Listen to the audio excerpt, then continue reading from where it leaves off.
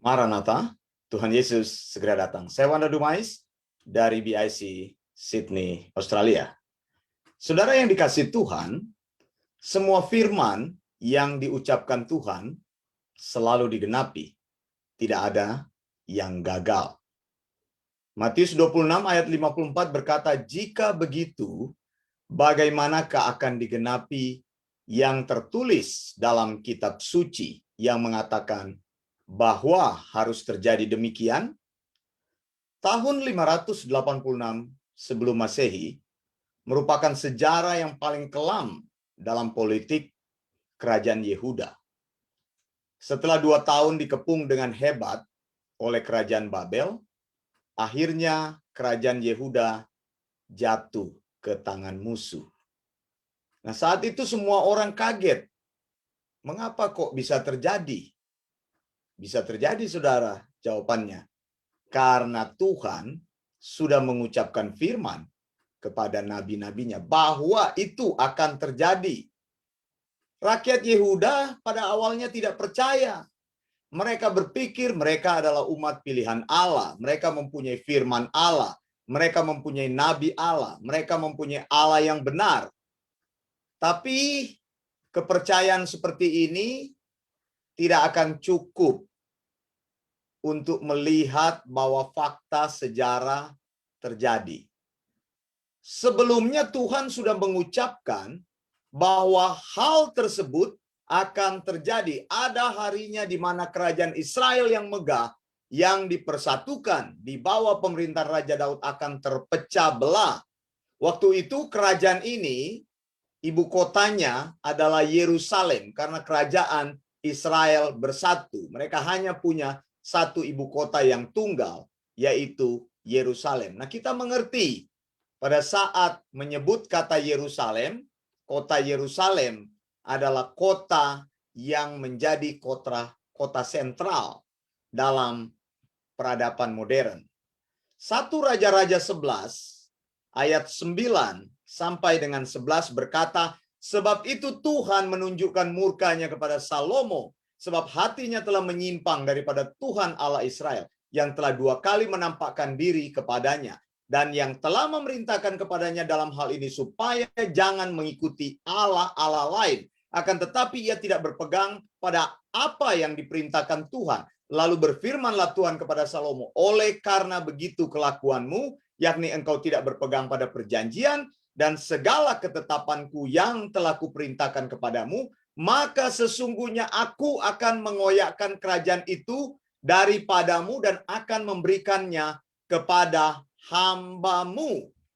Nubuat yang bersifat hukuman ini terjadi bukan tiba-tiba atau tanpa alasan. Tuhan murka kepada Raja Salomo, suksesor Raja Daud, karena hidupnya menyimpang kepada penyembahan berhala. Raja menyembah berhala, maka rakyat terbawa oleh kebiasaan ini. Salomo menyembah berhala karena Salomo mencintai banyak perempuan yang latar belakang hidupnya menyembah berhala. Maka tahun 930 sebelum Masehi kerajaan Israel bersatu, akhirnya terpecah sesuai dengan nubuat Nabi. Kerajaan Israel terlibat perang saudara memperebutkan kekuasaan di antara mereka. Lalu terpecah menjadi kerajaan Israel yang beribu kota di Samaria dengan Raja Yerobeam, yaitu kerajaan utara. Dan yang kedua adalah kerajaan Yehuda. Ibu kotanya di Yerusalem dengan rajanya Rehabeam yang disebut dengan kerajaan selatan. Mengapa kerajaan Israel bersatu menjadi pecah atau terpecah dua? Alasan utamanya ini. Orang Israel berbalik dari Tuhan yang hidup. Orang Israel menyembah berhala. Orang Israel rusak moralnya. Kalau engkau tahu di kerajaan utara di bawah pimpinan Raja Yerobeam, itu mereka meneruskan perilaku yang jahat ini. Mereka ini sangat bobrok sekali. Semua raja yang memerintah kerajaan Israel utara atau kerajaan Israel, tidak ada satupun yang menyembah Tuhan dan hidup beribadah kepada Tuhan. Tuhan terus kirimkan nabinya untuk tegur mereka, tetapi mereka tidak mau bertobat. Sejarah akhir bangsa ini mereka dikalahkan bangsa Asyur atau Syria, dan rakyatnya hidup dalam pembuangan. Sementara kerajaan Israel selatan atau kerajaan Yehuda, ya, mereka lebih lama bertahan. Begitu ya. Kerajaan ini paling lama atau paling banyak disebutkan di dalam Alkitab karena beberapa rajanya hidup takut akan Tuhan dan mengamalkan kebenaran. Kita sering mendengar beberapa raja yang baik. Ada Raja Asa, ada Raja Yosafat, ada Raja Hizkia, ada Raja Yosia. Tetapi mereka juga punya raja-raja yang jahat. Bahkan perbuatannya melampaui kejahatan raja-raja di Israel Utara. Mereka itu adalah Raja Ahaz, Raja Manasye, Raja Amon. Bahkan mereka mendirikan pusat persembahan kepada dewa dengan korban manusia. Nah, saudara, di akhir masa kerajaan Yehuda, lahirlah seorang yang bernama Yeremia. Saya tertarik mengulas Yeremia. Pada saat Yeremia hidup, situasi kehidupan rakyat di kerajaan Yehuda dan kerajaan selatan sangat gelap sekali. Kondisinya seperti ini. Keadaan beragama sangat rusak. Kitab suci yang menjadi panduan hidup umat Tuhan itu hilang. Orang Yehuda mengingkari perjanjian dengan Tuhan. Orang Yehuda berbalik dari Tuhan. Mereka menyembah berhala dan hidup dengan cara hidup yang rusak. Maka Tuhan memakai Yeremia. Tuhan memanggil dia tahun 626 sebelum Masehi. Yeremia 1 ayat 18 mengenai aku, sesungguhnya pada hari ini aku membuat engkau menjadi kota yang berkubu, menjadi tiang besi dan menjadi tembok tembaga melawan seluruh negeri ini, menentang raja-raja Yehuda dan pemuka-pemukanya, menentang para imamnya dan rakyat negeri ini. Panggilan Tuhan kepada Yeremia membuat hidup Yeremia sulit sekali. Mengapa? Karena Yeremia harus berdiri sendiri untuk melawan segala kesesatan. Penduduk Yehuda, raja-raja Yehuda, pejabat-pejabat Yehuda, imam-imam, itu yang menjadi lawan daripada Nabi Yeremia. Panggilan Tuhan di dalam hidupmu, saya mau kasih tahu, bukan panggilan yang membuat engkau menjadi bangga, yang bisa engkau banggakan. Tapi justru panggilan Tuhan itu membuat hidupmu berbeda. Ini sama seperti Yeremia. Engkau akan berdiri di tengah persimpangan yang besar, di mana seluruh dunia bahkan akan menentang engkau. Karena itu, kita bisa rasakan ketakutan Yeremia. Bagaimana mungkin dia sendiri harus melawan semua kekuatan yang ada? Bagaimana mungkin Tuhan, saya sendiri berdiri untuk menentang kesesatan? Bagaimana mungkin saya berdiri sendiri untuk berpegang teguh kepada sound doctrine? Bagaimana mungkin dia harus berbicara untuk menyampaikan firman Tuhan, sementara semua orang akan menentangnya? Ketika hamba Tuhan lain bicara berkat, Yeremia justru bicara kutukan.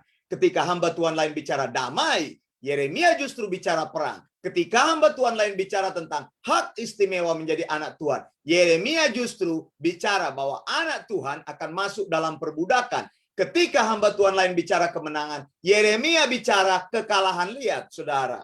Firman yang datang kepada Yeremia bukan ada firman yang ecek-ecek. Bukan firman yang menghibur. Bukan firman tentang berkat, tapi menegur. Kalau Tuhan memberikan firman sound doctrine, itu harus disampaikan tepat seperti apa yang Tuhan ingini. Bukan menyenangkan telinga, bukan menyenangkan orang yang mendengar, bukan menjadi sorga telinga, bukan Injil yang gula-gula. Lalu kalau begini kita bertanya, siapa yang mau percaya pemberitaan seperti ini? Siapa yang mau percaya bahwa Yeremia itu nabi yang benar, nabi Tuhan? Siapa yang tertarik pada berita yang Yeremia bawa? Memang bukan berita yang memberikan telinga kita itu kesenangan, bukan yang mengulik-ngulik telinga, bukan berita yang kita sukai. Yeremia dipanggil Tuhan memang bukan mencari pengikut dan membawa rakyat atau membawa rakyat Yeremia Yehuda itu sadar. Berita yang dibawa oleh Yeremia adalah berita kehancuran kerajaan Yehuda, bahwa mereka akan ditawan di Babel, bahwa Yerusalem akan dihancurkan. Ini betul-betul berita yang menempelak mereka. Oleh karena berita yang Yeremia bawa, semua orang tidak suka kepada dirinya. Yeremia menyampaikan berita yang sesungguhnya, sound doctrine. Injil yang benar, Injil yang tidak terkompromi, Injil yang betul-betul menyampaikan keinginan Tuhan. Tetapi rakyat Yehuda lebih suka dan lebih percaya kepada berita yang palsu, Injil yang kompromi. Yeremia menyampaikan didaskalia higiainose, berita yang alkitabiah, berita yang tidak terkompromi, berita yang merupakan Injil yang sehat, yang higienis, tidak tercampur, tidak terkorupsi.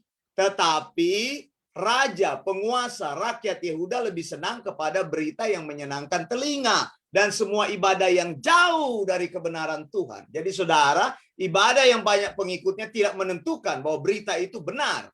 Berita dari Tuhan harus disampaikan apa adanya. Theopneustos Tuhan harus disampaikan sesuai dengan maksud Tuhan. Nah, orang-orang Yehuda ini merasa nyaman dengan keadaan mereka. Mereka senang mengetahui mereka diberkati, tetapi mereka tidak sadar bahwa sebentar lagi keadaan akan berbalik secara drastis.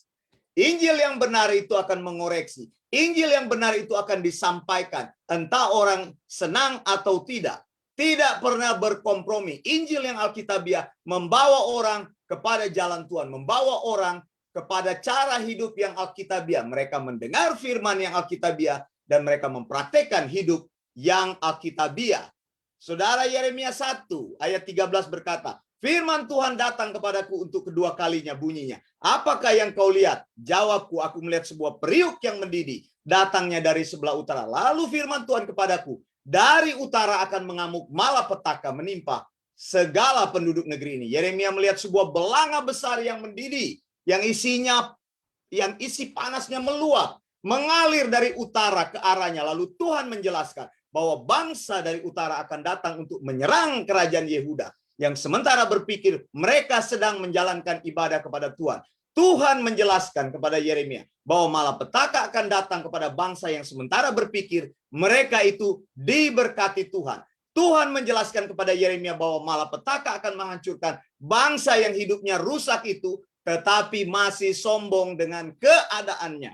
Yeremia 1 ayat 15. Sebab sesungguhnya aku memanggil segala kaum kerajaan utara. Demikianlah firman Tuhan, dan mereka akan datang dan mendirikan tahtanya masing-masing di mulut pintu-pintu gerbang Israel, dekat segala tembok di sekelilingnya dan dekat segala kota Yehuda. Maka aku akan menjatuhkan hukumanku atas mereka karena segala kejahatan mereka, sebab mereka telah meninggalkan aku dengan membakar korban kepada Allah lain dan sujud menyembah kepada buatan tangannya sendiri. Maka tahun 605 sebelum Masehi, perkataan Tuhan ini terjadi. Memang betul, saudara. Keseluruhan kerajaan Yehuda bisa bertahan sampai 134 tahun lebih lama dari kerajaan Israel. Tapi sayangnya, tahun 586 sebelum Masehi, kerajaan Yehuda hancur dan ditaklukkan. Bait Allah yang dibangga-banggakan hancur. Kota Yerusalem yang dibangga-banggakan hancur. Inilah sejarah kerajaan Israel secara umum. Raja terakhir yang memerintah kerajaan Yehuda adalah Sedekia. Sejak itu, Babel mempunyai makna diaspora. Apa artinya diaspora? Orang Israel yang tersebar jauh, terusir dari tanah kelahirannya. Saya Wanda Dumais dari BIC Sydney, Australia. Maranatha, Tuhan Yesus segera datang. Blessings.